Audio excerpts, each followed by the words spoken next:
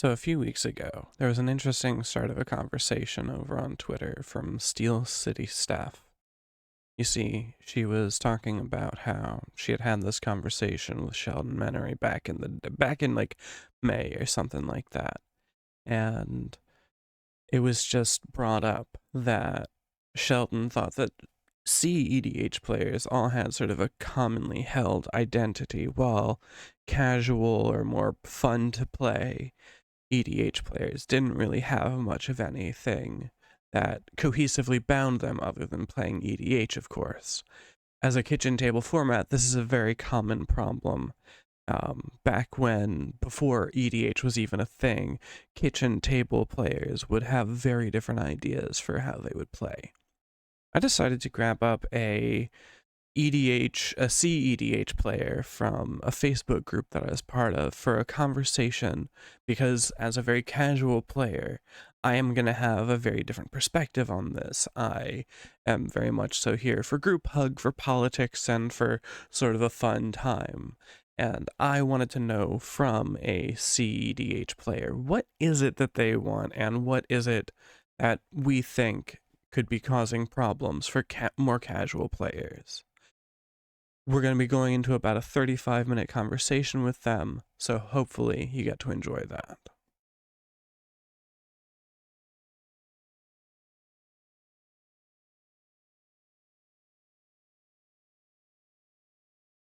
All right. So, yeah, the whole conversation around casual players in Magic not really knowing their thing. Okay.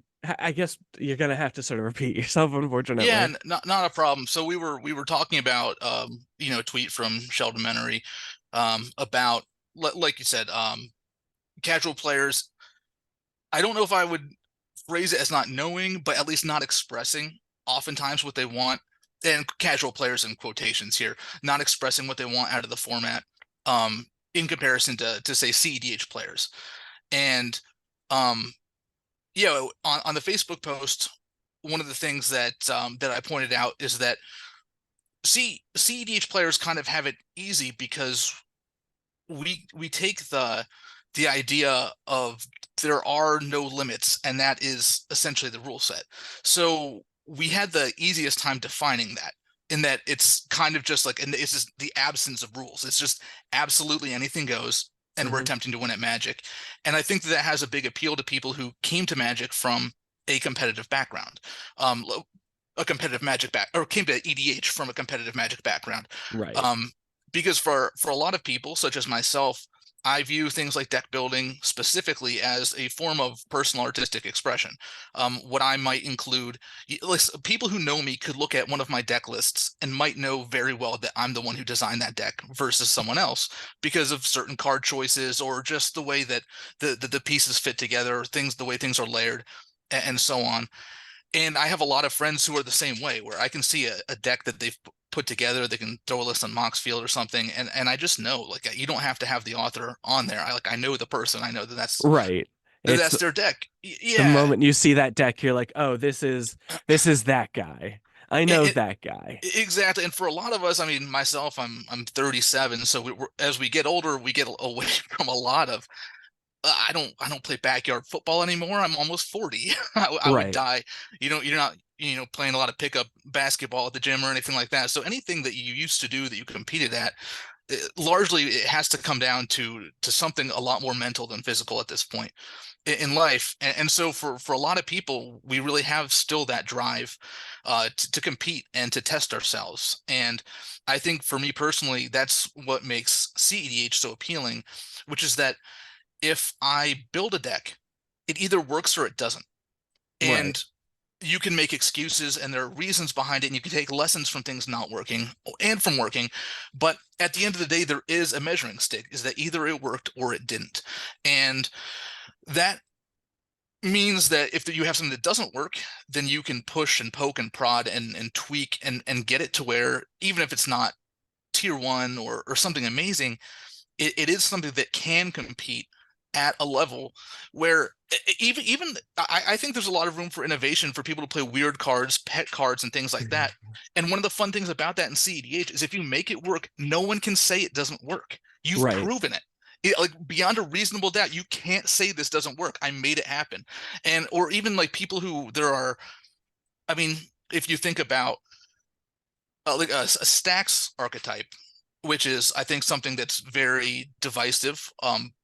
Typically probably among all types of formats, but particularly between a more casual and a competitive EDH level, in that when you're playing a casual EDH game, there is not really a defined metagame.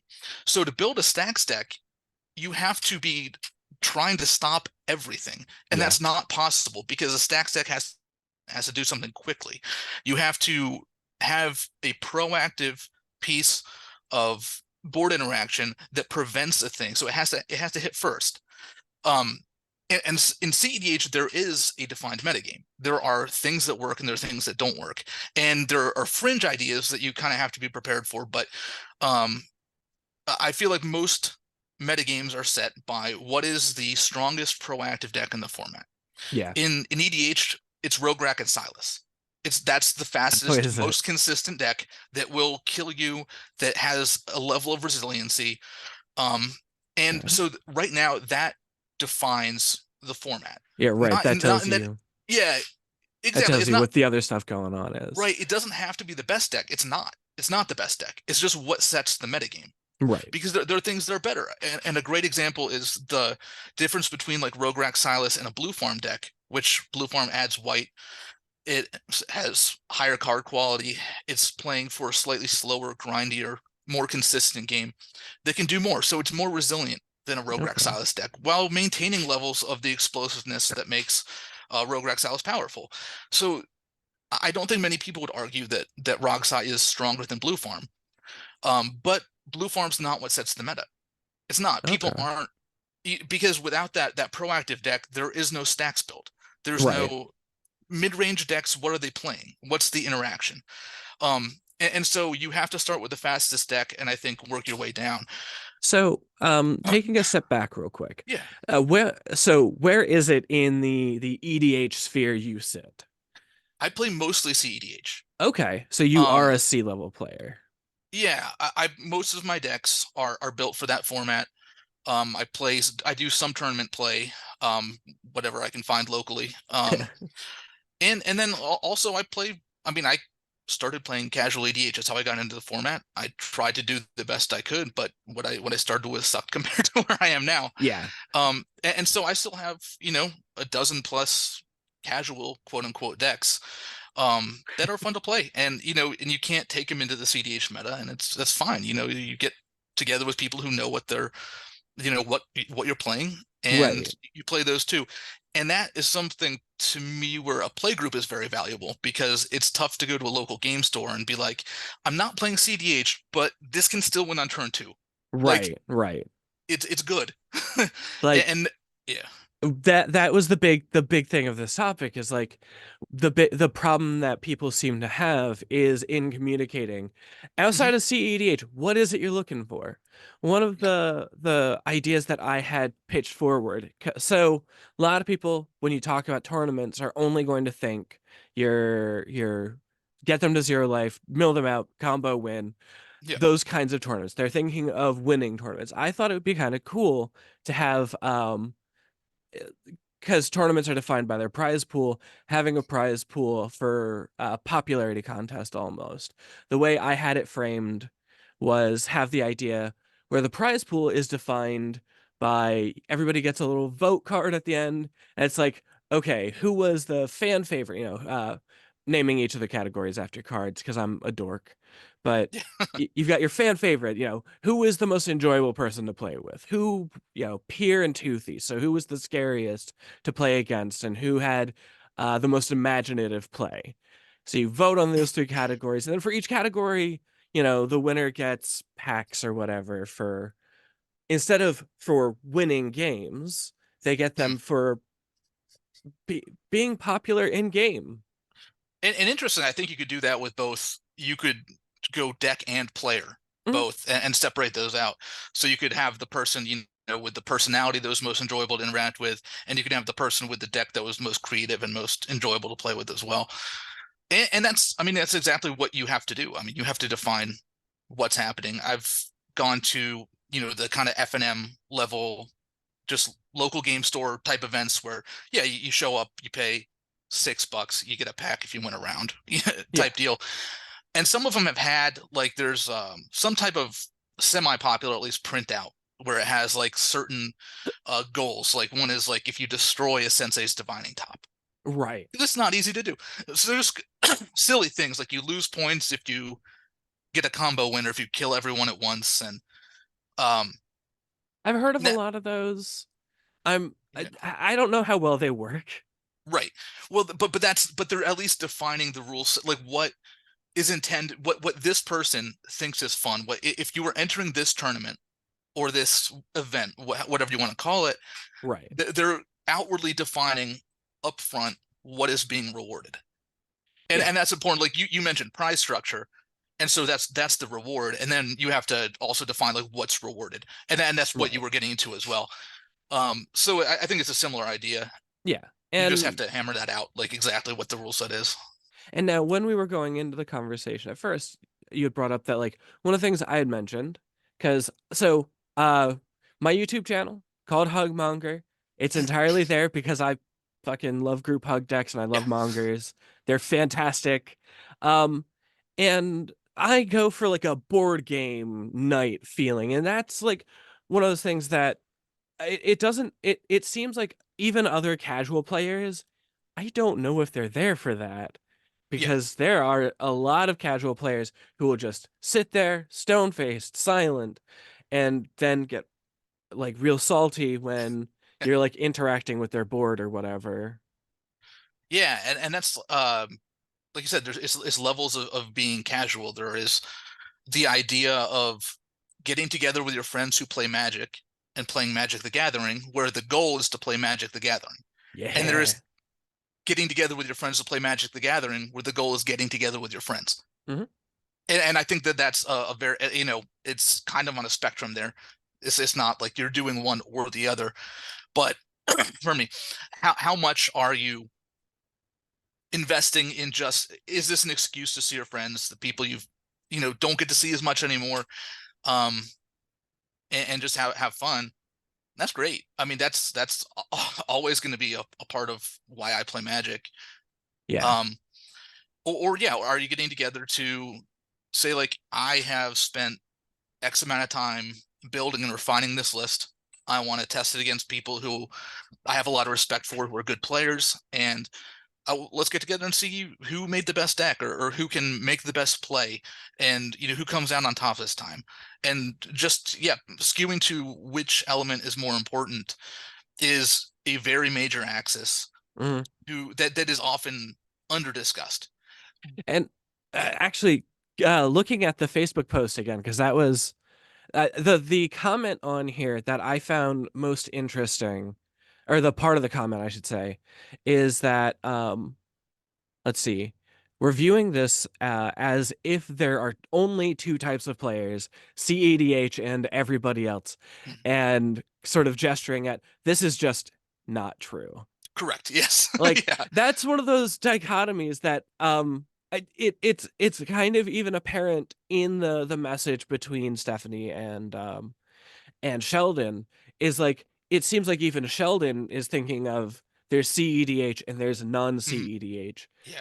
where like you've got players like me who are out there. I'm out there for board game night. If I'm going to orchestrate an event, I'm going to try to orchestrate an event for bombast and showmanship and Hmm. stuff like that.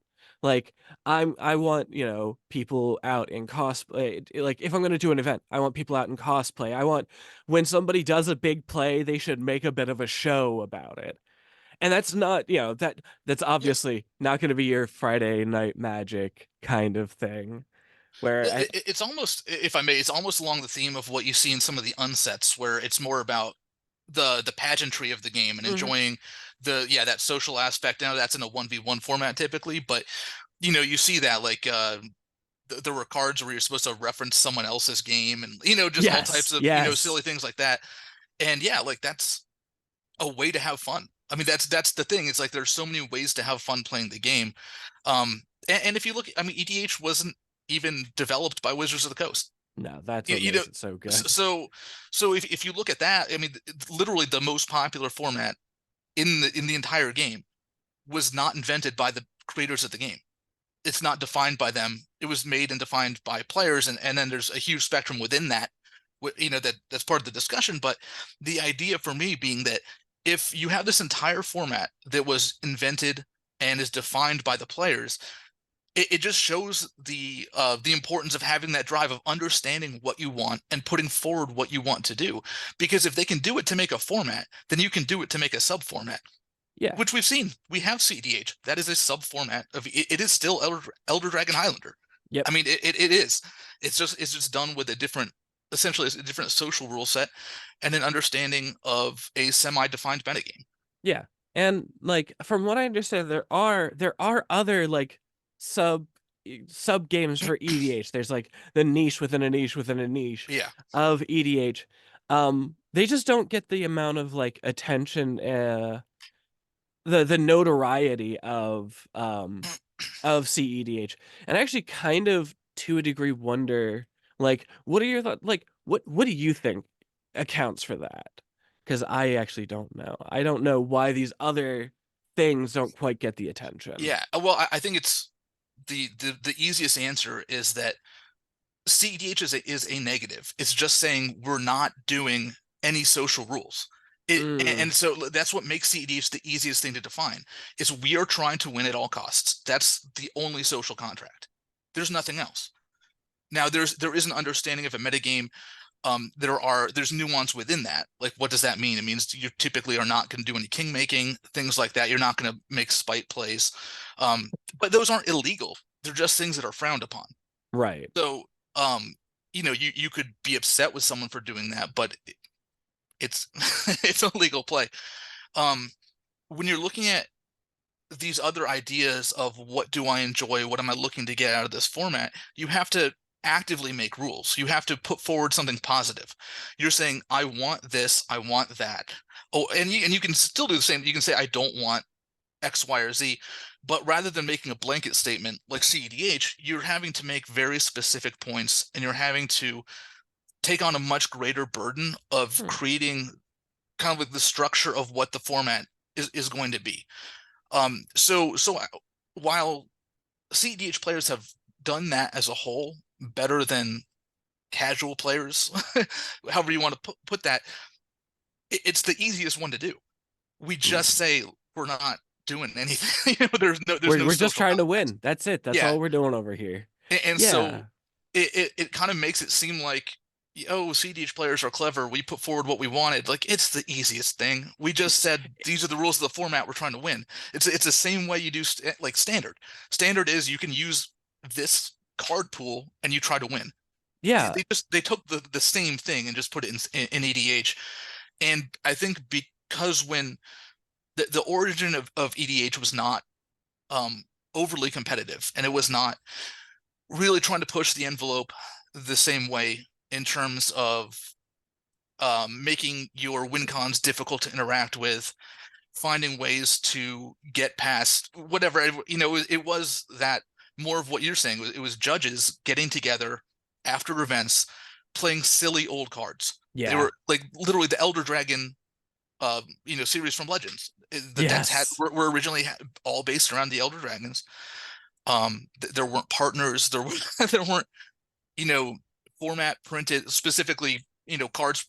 um so it took a while to get to where the format not only caught on in the mainstream, but then within the mainstream you started getting the players who were still looking to satisfy that part of their brain that competes and Right. tries to crank everything up to 11, and then they had to get together and form a community, and Hmm. eventually that happened. Yeah. It's without having those parameters easily defined, it's difficult to do that. We have tools like you have discords and message boards and different places where people can get together and discuss things, but ultimately you have to get pretty close in terms of everyone agreeing to what the parameters are in order to move forward. You can always have like minor variants or Right. like minor disagreements, but by and large, I think everyone has to agree with what is fun to them. And it's, I mean, eh, yeah, you mentioned it. It sounds like what makes cEDH work is that the rules are just they're simple. It's very straightforward. What is cEDH? It's EDH where you're trying to win. So like if we were to try to apply this, like what is there other formats? I guess the other formats you could make is what standard EDH, modern EDH, vintage EDH. Because again, Yeah, the rules are very simple. They're already written out. You know what they are. yeah, and I guess that there is a subvariant called like pre DH or Pre pre DH, EDH. Okay, yes. yeah, I have not played it myself, but what is it? Essentially EDH before they started printing commander sets. It's before Like the Innistrad. okay, Yeah, before the printing of the first commander the deck. first, yeah, like commander specific product. Um, and then there is Pauper EDH, Yeah. where it's like that there's apparently two variants of that. One Oh, of really? them is you have to have a uncommon legendary, Mhm. um, and all common and uncommon cards. And then there's the variant where it's any uncommon creature and then Oh, only interesting. common cards. Okay. Yeah, I was only aware of the first variant. Yeah. I'm I've tried to build a deck that is can qualify for either one. Yeah. But There's also there's tiny leaders that I think technically still exists. That what is is a that one? that is I don't know what the card pool is. If it's yeah, I really don't know what the card pool is Mhm. for it. But you are choosing everything. It's everything has to be 3 mana or fewer. And so Oh, it's the same thing where you have a huh. commander, but I think it's like 60 cards and maybe like 30 life. Someone could Okay. obviously fact check that. I've played Right. a half dozen games of it. My friend had a few decks, but so you have a lot of things that are very similar, but are just like mild tweaks that are things that people enjoy, often not enough to take off the same way that either EDH as a whole or cEDH as a sub genre of that have. Yeah, and I guess really the big thing that draws people to cEDH is the same thing that draws so many people into Magic in the first place, and that is kind of the competitive nature. Yeah, You you play in Magic FNMs even because you want to win the tournament. yeah, You play cEDH because you want to play casually with friends, or you play EDH because you want to play casually with friends, and you play cEDH when you want to like actually win the tournament. yeah. If you're looking to do things like if you're playing cEDH, typically the majority of people are going to be doing so with some level of self-reflection on their play, with some level of really attempting to play tightly and to take a lesson from the game, win, lose, or draw. How could I have done this differently? What was a neat niche rules interaction here that I can either apply somewhere else or I can reverse engineer to use in a different way. And I think that in casual Magic is really not the same. And again, that's not even a fair statement because again, I'm saying cEDH versus casual Magic, but for a Right, lot of casual Magic, that is not the same. Where people are looking to, they've got their decks they've built, they think their decks are fun, they think they're cool, it's how they want to play the game, and they're getting together and they're playing, right, and they right. don't really give a crap if they're like, boy, I could have sequenced my opening lands a little bit differently that would have allowed me to have this piece open in case someone was attempting this on turn two. No, And the thing is always how do I cram in another dinosaur to my yeah, Gishath deck? right. What can I do that has a neat synergy or that's gonna Right. make somebody smile when I play it? Yeah. Yeah, for I'm working on Vazi right now, and she pays your opponent. Okay. She I'm just not. gives your opponent Yeah. treasures. Okay. It's Yeah. not a good card. But like you said, I mean, you kind of are from a group hug background, Right. I so play it very yeah. much so that group hug style. The closest I've ever wanted to see cEDH was because I heard there was a group hug deck in cEDH, and I was like, well, I want to build that one. Yeah. It's a green white Selvala. Oh, okay, yeah, that's fair. I mean, it is a turbo combo deck, but yeah, Yeah, yeah. it is She's technically technically group hug. yeah. That is, I believe there's one group hug card in the entire deck, and it's your The commander. commander, yeah, yeah. Yeah. Um, but what I actually think is kind of funny is that this the same way that if you were to take a cEDH deck to an FNM level, EDH event, you're going to get a lot of people who are salty or upset with you for, and often, frankly, rightfully so, because there is typically a social contract within a local game Hmm. store.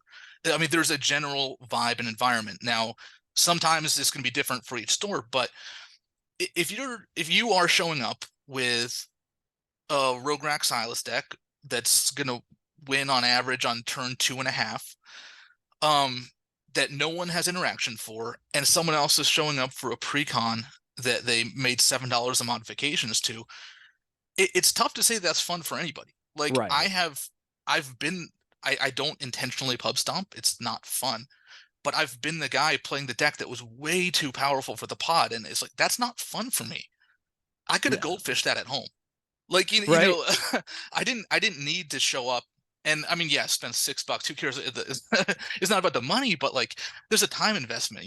I sat down. You sit down and you're thinking you're playing Magic for an hour and 15 minutes or so in that round with this group of people, and then it turns out you pop off and no one had anything that could stop you. No one had any chance before the game even started, and you Right. kind of realize like I shouldn't have done that. Like Why? that Yeah. wasn't Why did I like even? Let's for everybody else. It's why did I even come out tonight? And yeah. actually, even for you as the Right, as the the pilot, as the C. winner, it's the Yeah. same thing. It's not fun.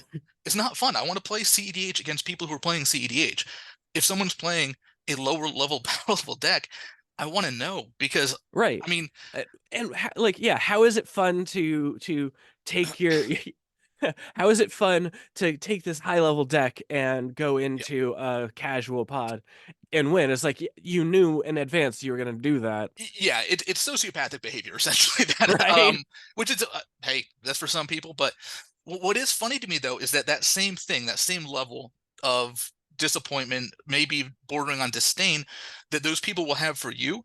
If you take a casual deck to a cEDH pod, you've Yep. ruined their game too. And what's funny is in a lot of the discussion, you hear cEDH players saying that they went to cEDH because casual players are too salty, they're Mhm. too toxic or whatever. And you'll see the same behavior if you take a casual deck to a cEDH pod. You'll get the same whining, the same, Absolutely. and it's just because again the social contract has been broken. Yeah, And like it made it not fun for anybody because someone showed up with their deck that are trying to play like rewind or something in and to counter someone's fierce guardianship, and like you're not on the right level, man. Like uh, you literally I you actually being inserted into this, yeah, I had this ruined the dynamic. experience just a few weeks ago, because I found a new local store and they had a CEDH night, and I'm like, I don't have any CEDH decks. I play bad decks. All of them they're group hug decks. They're not good. Um, Yeah, and so I take my Serdan the shipwright, and oh, we're running close on time, by the way. about 10 minutes. Yeah, Um, but I take my Serdan the shipwright into the CEDH pod or the CEDH group, and oh boy, I got those comments a yeah, lot. I got those comments of I fucking hate your deck and yeah, everything it stands yeah, for. yeah. Like so it's not even. I think we like to think that the two communities tend to respectively think that the other is toxic or that the Mhm. other is salty. And it's really we're all salty and toxic. It's just if we want people to do the thing that we want. And Right. we try to find that niche in that community. But I had a similar thing happen. I went to a tournament, like a legitimate CDH tournament with like an invitation to an invitational event on the line, and Mhm. someone showed up playing some mono red nonsense deck with like Inferno Titan. And on one hand, like obviously low power level wasn't going to do much in the tournament. What was funny is that cEDH decks can't deal with an Inferno Titan. We just Right. don't know what to do. I mean, like you might be able to copy it or something, but for the most part, when someone puts a 6 power thing down that's annihilating a board when it swings, we don't build for that.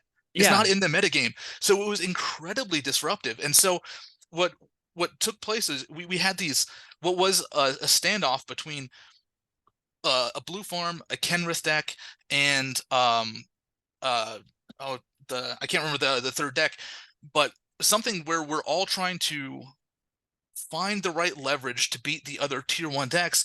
And then there's just some guy throwing down like 8/8 red creatures and just chipping away at everyone's life total. And at some point, the three of us playing actual cEDH decks, we're looking at you like, what are we supposed to do right now? Because I can't. We have this like three-way standoff where we're all trying to subtly leverage position, and this guy's just beating us all to death. And everyone was like at lower than 10 life. That guy was at like 47 or something, and Yep. And I'm assuming he yeah, didn't win. he didn't win. He He didn't win, just got in everybody's way. but he 100 there was a he there was one player, the guy with the deck I can't remember, was at one life, and the guy had a trigger that dealt a damage to someone and didn't deal, and he was going to deal to one of my creatures, so I had a deflecting swat the one damage to kill the guy who just should have been killed in the first place. And then before I got another turn, the Kenrith player untapped and won. Yep. It was just Like, like, I uh, can't be mad at Kenrith for that. I uh, can't be mad at anyone. no. My fault for not being prepared for what was for impact tremors, I guess. And honestly, like that's one of those things. Like, I actually, I do, I wonder if that's an expectation that should be held of cEDH players. Maybe it's not a reasonable one to kind of have the expectation that maybe casual players will show up. And if your deck's not built to handle casual player, Yeah, like, because I had a similar thing happen. Sir Dan the Shipwright. It's a yeah, really stupidly complicated voting card. And at okay, one point I got to cheat in Terastodon. And like yep, you said, big creature. Uh, yeah. cEDH decks are not built to deal with that thing. It's not helping me. I'm And not they're gonna not built to win. utilize their 3/3 beast tokens they're getting. They're looking Yeah. down like an 8/8 dinosaur or something, or whatever the creature type is. Yeah, yeah. There are almost no creature counter spells. Like there's like a force of will in most blue decks. Right. Sometimes decks run mana drain. That's not even in vogue right now. So like, yeah, how do you deal with a Terrastus? Like Right. Timna does not attack into a Terrastodon. It just doesn't. Right. All right. Well, because we're looking at about 5 minutes left, I say we go ahead and wrap up. This Sure. has been a really fun conversation. Yeah. Um, is there any specific, like, do you make content of any form or anything like that? I don't right now. I've certainly thought about it. I may in the future. Okay. I am on Moxfield, various message boards, in some discords as either Senior Coupon because of my obvious Hispanic heritage, Okay. or Mr. Coupon. Um, so just depending on whether one was taken or not. So yeah, you could. I'm Ryan, a And Senior Coupon. do you have any social media that you would like to shout out or would like me to link to in the video? If we could link my Moxfield, I don't, nothing particular, but I mean that might give context to some of the things I'm talking about in terms of Okay. specific decks or whatnot. I can send you that link. Okay, excellent. Yeah. If you go ahead and send me that through Facebook. Yeah, But for the moment, it has been a lot of fun chatting with you, yeah, Ryan. absolutely. Um, and I guess if you are ever interested in chatting again about anything magic related, go ahead and hit me up because, yeah, this was a lot of fun. Sure thing. Yeah, I enjoyed this. I would definitely be open in the future. All right. Thanks.